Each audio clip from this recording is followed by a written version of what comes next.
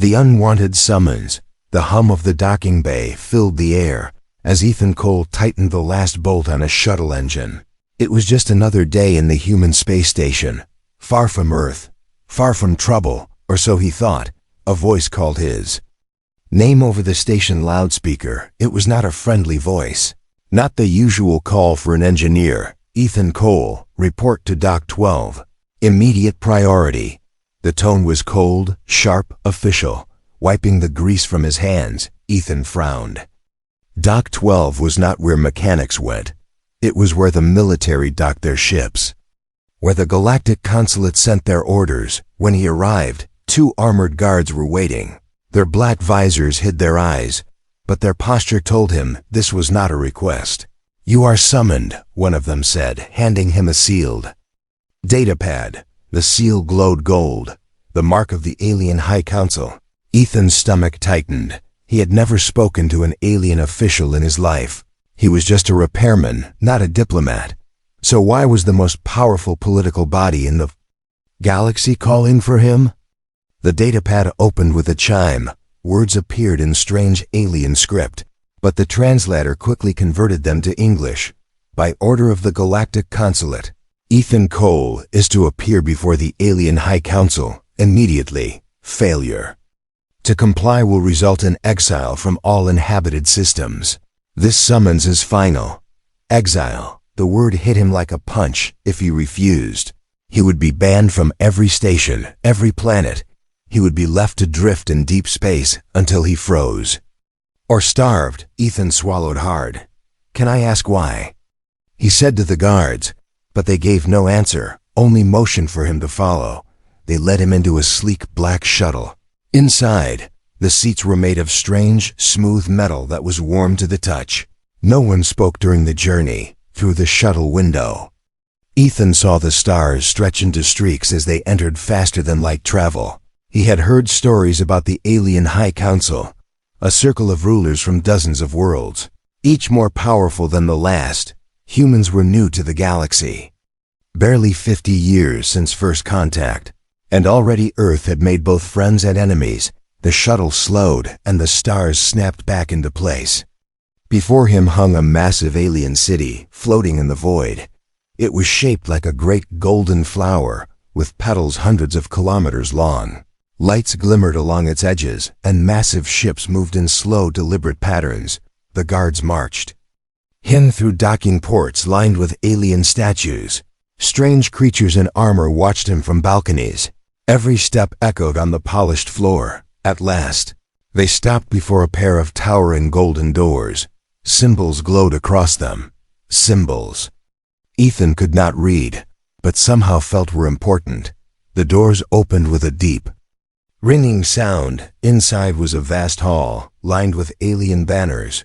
At the far end sat the alien consul, a tall, silver-skinned figure with eyes like molten fire. On either side of him stood 3 alien women, each different, each taller than Ethan. Their skin shimmered with colors that shifted as they moved. The consul's voice was deep and commanding. "Human Ethan Cole," he said. "You stand before the High Council under ancient law. You have been chosen." Ethan blinked. "Chosen? For what?" he asked. The consul's eyes narrowed slightly. "To marry my daughters." The words hung in the air like a thunderclap. Ethan almost laughed, thinking it was some alien joke. But no one in the hall moved. The guards' hands stayed firm on their weapons. The daughters watched him with unreadable expressions. "I think you have the wrong man," Ethan said, his voice unsteady. "I'm just a mechanic." The consul shook his head slowly. "A prophecy demands my daughters marry a human. Not any human, the one who arrives here by fate. That is you." Ethan stepped back. But there was nowhere to go. The golden doors closed behind him with a heavy boom. "You can't be serious," he said.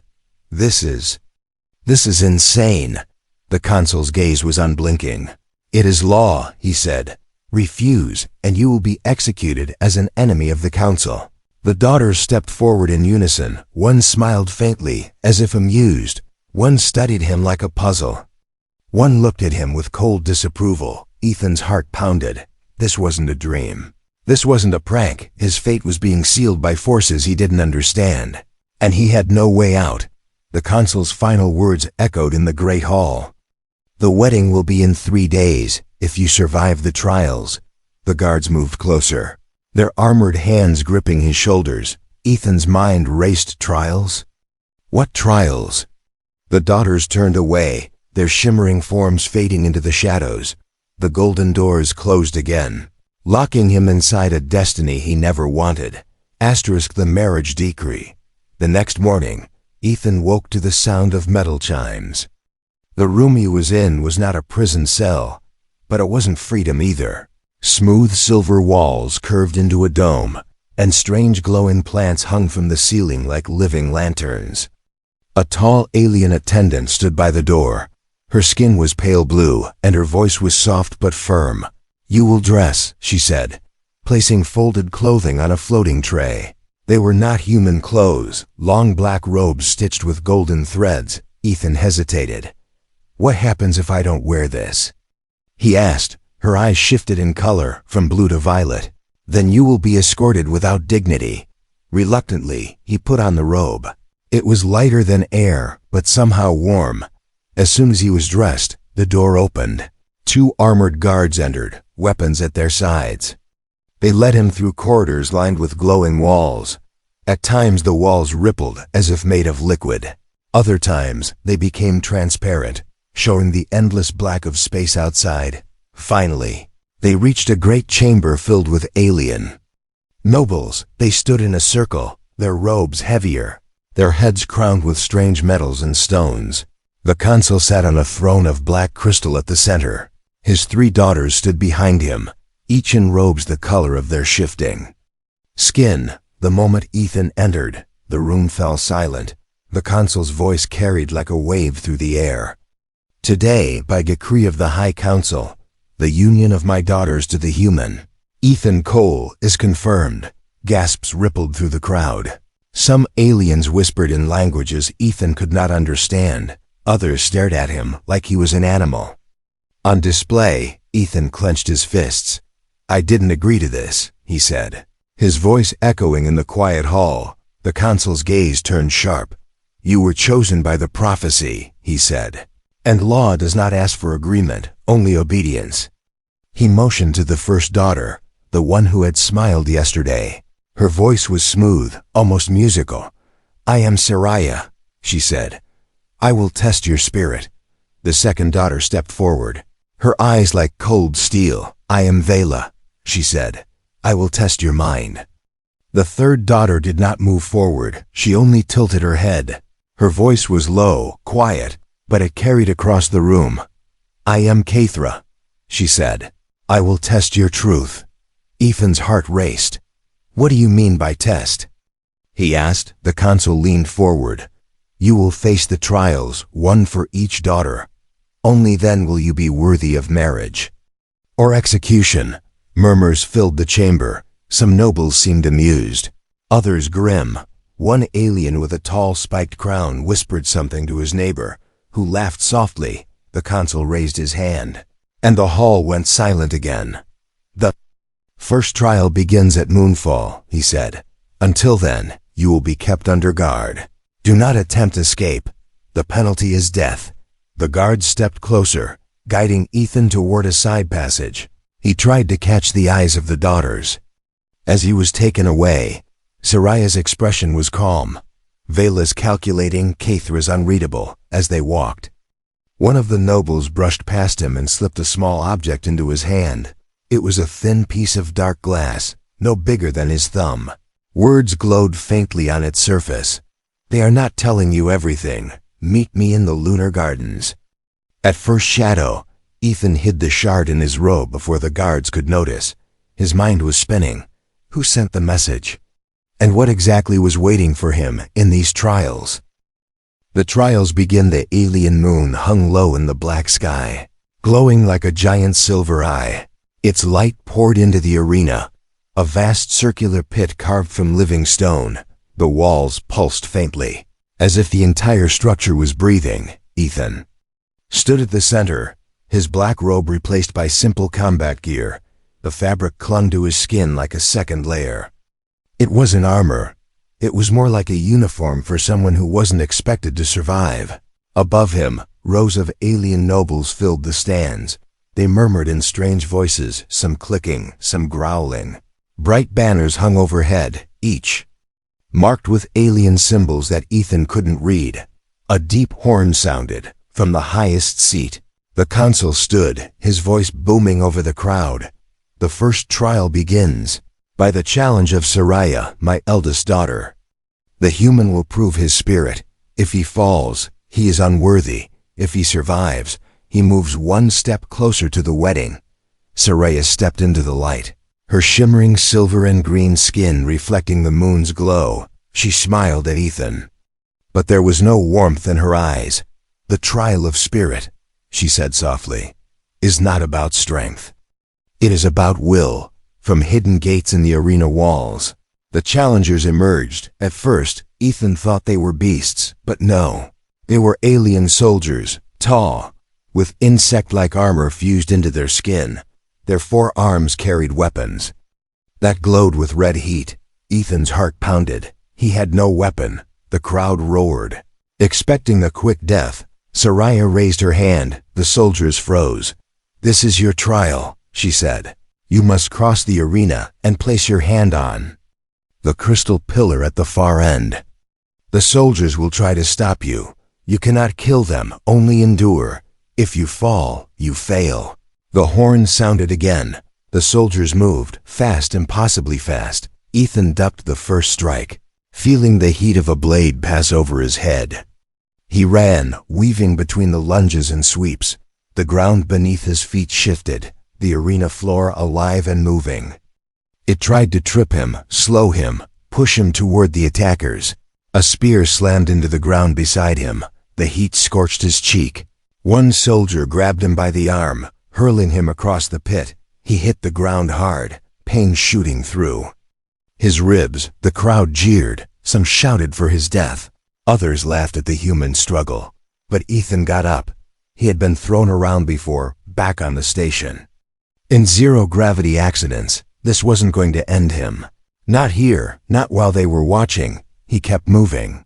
Every strike he dodged drained his breath. Every hit he took slowed him down. But he kept going, step after step, closer to the pillar. The last soldier blocked his path, 4 arms spinning with burning blades. Ethan didn't try to fight. He dove under, rolling across the hot sand. His fingers brushed the base of the glowing crystal pillar, and the arena floor froze still. The horn blasted one final time. The crowd went silent, then erupted into noise, some in disbelief, others in outrage. Soraya stepped forward, her expression unreadable. "You endure well," she said quietly. "Perhaps too well." As Ethan caught his breath, he saw movement in the stands. A hooded figure slipped away into the shadows, the same height, the same build as someone who could have left the glass shard in his hand earlier. And for the first time, Ethan wondered if these trials weren't just to test him. Maybe they were to break him before something even bigger began. ****. The lunar gardens were nothing like the gardens of Earth. There was no grass, no soil. Instead, crystal vines grew in curling shapes, glowing faintly as if each leaf held trapped starlight. Pools of silver liquid reflected the alien moon, their surface never rippling even when Ethan stepped close. He moved carefully, keeping to the shadows. The black shard he had been given now sat hidden in his sleeve. Its message had been clear: "Meet me here at first shadow." And this was the first time since the trial that the guards had not been glued to his side. Somewhere deeper in the garden, a faint sound echoed, not footsteps, more like the soft hum of alien machinery. He followed it until the crystal vines thickened, creating walls around him. A figure stepped out from behind one of the glowing plants, tall, slim, wearing a robe that shimmered between green and black. When the hood fell back, Ethan saw her face. It was Kathra, the youngest daughter, the one who had spoken the least. "You're either brave or very foolish," she said, her voice low. "Maybe both," Ethan replied. keeping his tone guarded. Her eyes glowed faintly in the moonlight. "You think my father's trials are to test you for marriage?" she asked. "They're not. They're to see if you will bend or break." Ethan's jaw tightened. "And if I fail?" "Then you die, and another human will be brought," she said without hesitation. "You're not the first." The words hit him like ice. "How many before me?" he asked. Caithra's gaze flicked to the glowing vines, as if counting in her head. "5. That I know of. None survived past the second trial." Ethan felt the weight of her words settle in his chest. "So why are you telling me this? If you really wanted me gone, you'd let me fail." Her expression was unreadable. "I don't want you gone," she said slowly. "I want my father gone." Silence hung between them, broken only by the soft hum of the crystal vines. Ethan studied her face. There was no smile, no hint of manipulation in her tone, but there was danger in her eyes, the kind of danger that could pull him into something much bigger than himself.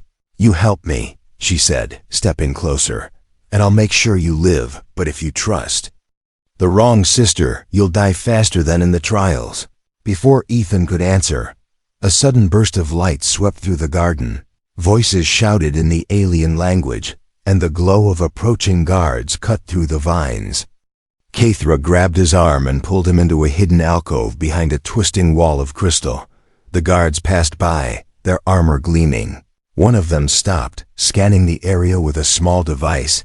Ethan held his breath until they moved on. When the last light faded, Caithra released him.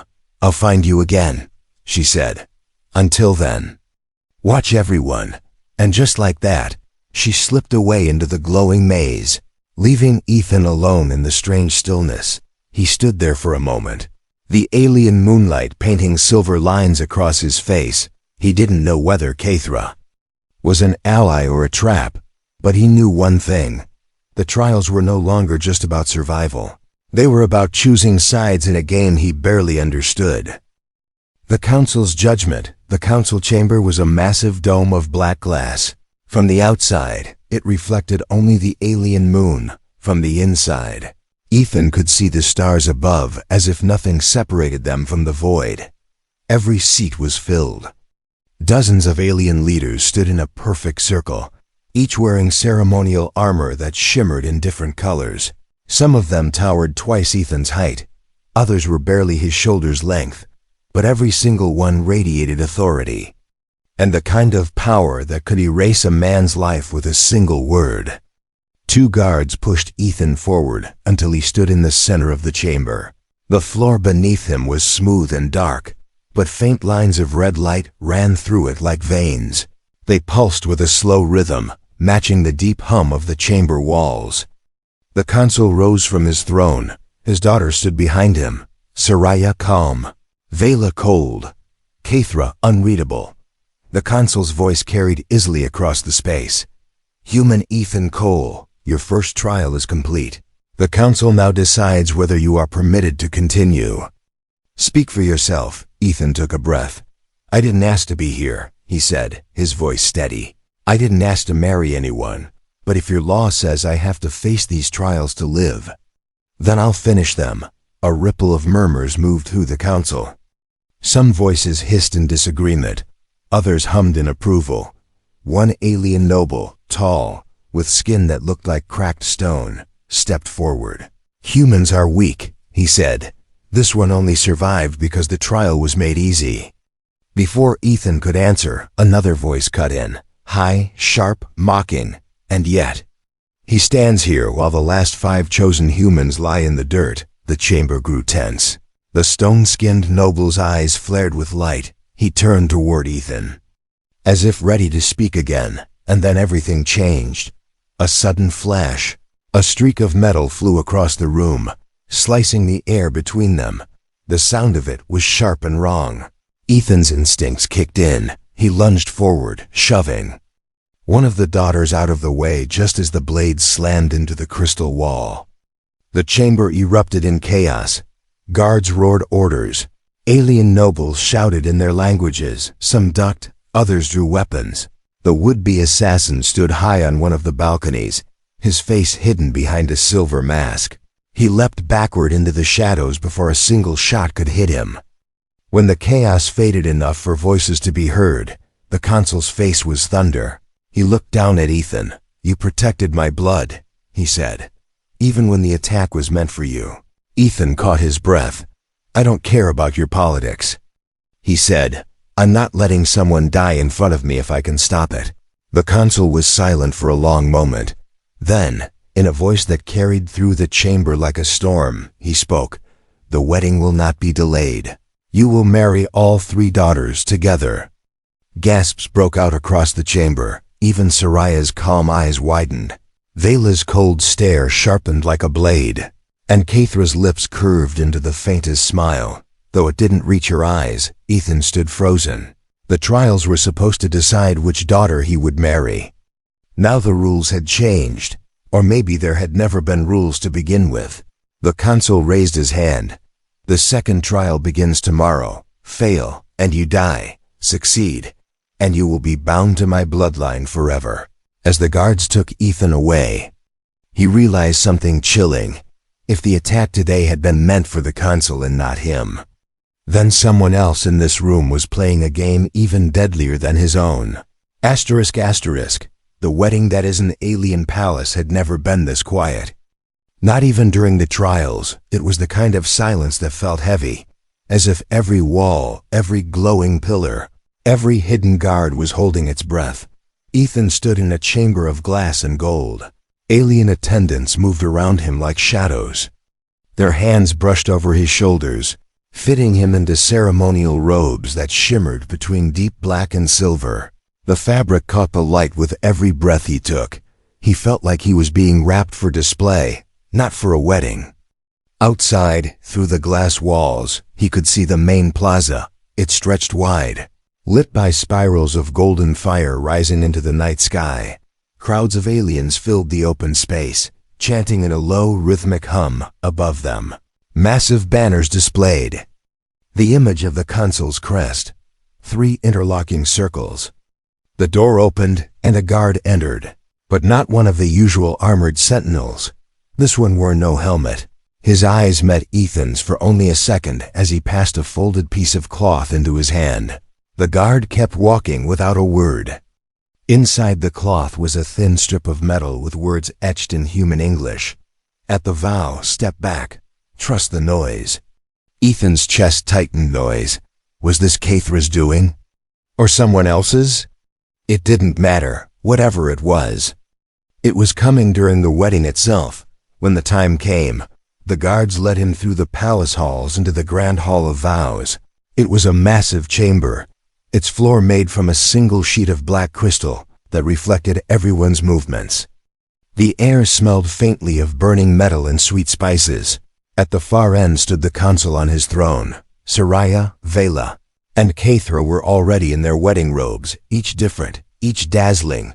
Soraya's shimmered like sunlight on water. Vela's gleamed like cold steel. Kathra seemed to swallow light entirely. The alien priest began to speak. His voice was deep, rolling, and slow. The words were in the council's language, but the translator in Ethan's ear fed him a steady stream of human speech. By this bond, the human joins the bloodline. The unity of 3 becomes one. No force may undo. As the vows neared, the crowd outside fell into silence. The chanting stopped. Every noble in the hall focused on the small circle where Ethan and the daughters stood. Then, a single sharp sound cracked the air. It wasn't loud enough to be an explosion. It was more like a single note of a giant bell. But the walls trembled, and in that instant, Ethan remembered the message. Trust the noise. He stepped back, just as the floor beneath his original position split apart like glass hit by a hammer. From the crack burst a stream of blinding light. Shouts erupted. Guards drew weapons. A second noise followed, this time an unmistakable blast. Shaking the grand hall, the air filled with smoke and flashes of gold fire from the shadows of the balconies above. Figures dropped down, masked rebels, moving with impossible speed. Half of them engaged the palace guards. The other half charged toward the consul's throne. The daughters reacted instantly. Soraya shielded Ethan, pushing him toward a side exit. Vela drew a concealed blade from her robe, cutting down one of the masked rebels without hesitation. Kathra vanished, slipping into the smoke as if she had planned for this moment all along. Ethan's mind spun. This wasn't just a rescue attempt, it was a coup. And if the rebels succeeded, the consul would be dead. If they failed, everyone connected to them, including Ethan, would die. Through the chaos, Ethan made a choice. Instead of running, he grabbed a fallen guard's weapon, a short, glowing spear, and turned toward the consul's throne. If the rebels were here for blood, he needed to know why before deciding whose side he was on. Because one thing was certain now, this wedding was never meant to unite anyone, it was meant to trap him. And tonight, someone had decided to break the trap. Fate sealed the smoke in the grand hall, hung heavy. It clung to Ethan's lungs, bitter and metallic. The sound of fighting still echoed, the clashing of alien steel, the hiss of energy blades, the short, sharp cries of the wounded. Ethan moved fast, weaving through the chaos. The glowing spear in his hand felt heavy now, not from its weight, but from the truth pressing in on him. Every step he took would decide whether he lived, or became another name on Kathra's list of the ones who didn't make it. The consul was still alive. He stood at the base of his throne, guarded by two towering soldiers whose armor shifted like living stone. One of the rebels lunged at him, but a single strike from the consul's hand sent the attacker crashing to the floor. The man didn't get up. Ethan stopped just short of the throne. Soraya was there too, her gown torn, but her eyes locked on him. "You should have run," she said. "Then I'd never know the truth," he replied. "Truth is dangerous here," she warned, from the far side of the hall. Vela fought, like a shadow, moving between rebels and guards, her blade catching the dim light. She wasn't protecting the consul or attacking him.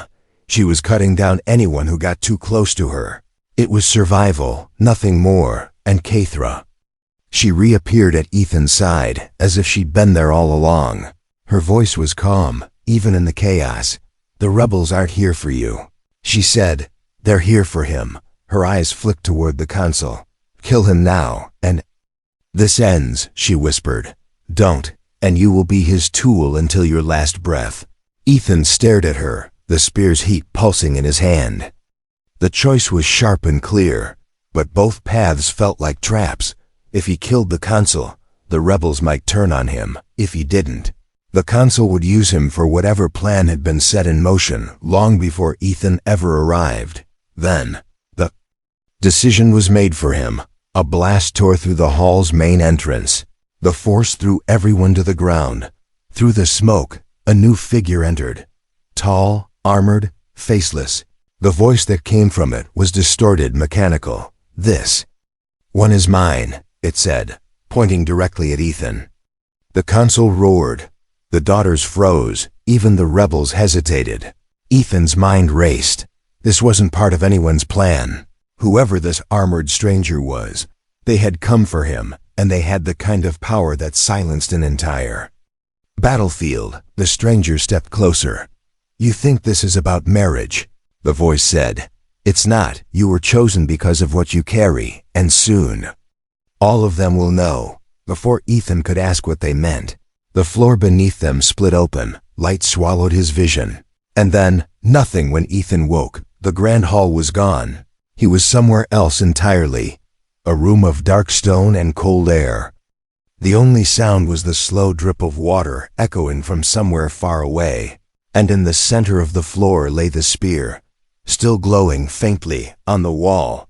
Words were carved in alien script. The translator in his ear whispered them in English. "You were never the first. You will not be the last." Ethan's heart pounded. Whoever had taken him had just opened a new game, one bigger and far more dangerous than anything the consul had planned. He didn't know where he was, but one thing was certain. The trials had only been the beginning.